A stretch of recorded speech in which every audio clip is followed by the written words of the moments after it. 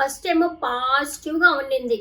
First ఎక్కడ మనము అగ్ని పరీక్షలో చూసినప్పుడు ఆ నవదీప్తో మాట్లాడినప్పుడు ఎంత క్యూట్గా మాట్లాడింది.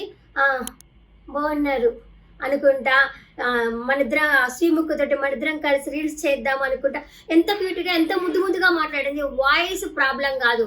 ఈ శ్రీజ ఈ పిల్ల ఇద్దరు శ్రీజ ప్రియ వచ్చే గొంతుతోనే వస్తుంది అది.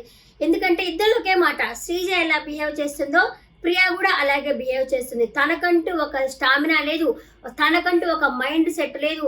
ఎందుకంటే మళ్ళీ కూడా టాస్క్లో చూసాం కదా, ఆ బాల్ టాస్క్ దగ్గర సంజన చెప్తుంది అది కౌంట్ చెయ్యి అనేసి. నేను కౌంట్ చేయను అంటుంది.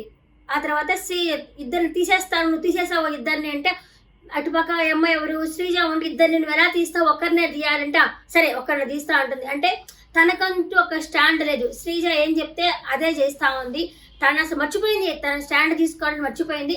ఏదైనా పాయింట్ ఉంటే నాగార్జున గారు అన్నారు కదా, ఆపండి అమ్మ, ఇద్దరు ఎవరో ఒకరు మాట్లాడండి అని చెప్పి అన్నారు కదా. అదంతా ఇరిటేషన్ వచ్చేసిన తర్వాత పోయింది. ఇంకా ఫస్ట్ ఇక్కడ బాగుండేది, తర్వాత హౌస్లోకి పోయింది. హౌస్లోకి పోయిన తర్వాత ఓనర్గా ఉన్నప్పుడు ఎలా బిహేవ్ చేసింది అసలు. వాళ్ళకి ఫుడ్ పెట్టకుండా ఏం పెట్టకుండా తన ఎగ్గు పోయింది అనేది బాగా కామెడీగా చేసింది. ఆ తర్వాత పెద్ద యుద్ధమే చేసింది. మేము లేకుండా ఏం తినడానికి లేదని చెప్పింది.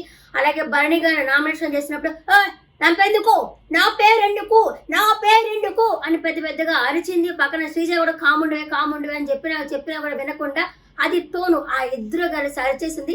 మళ్ళీ ఎవరైనా హౌస్లో నుంచి బయటకు వెళ్తే అనడము, ఇలాంటి ఈ పోకింగే ఎవరికి సగం నచ్చలేదు. సగం నెగిటివిటీ అక్కడి నుంచి వచ్చిందమ్మా. మేము ముందు బయటికి తెరవండి అమ్మా, ఏగలేకపోతున్నాము అన్నంత దాకా వచ్చింది. ఇప్పుడు ఏడ్చేమి లాభము. అది నాగార్జున గారు ఇప్పుడు సూర్యతో కూడా అంటున్నారు కదా, మనకి తొందరపడతనం వద్దు, ఏదైనా సరే నిదానంగా ఆలోచించాలి, నిదానంగా చేయాలని చెప్పి అంటా ఉన్నారు కదా.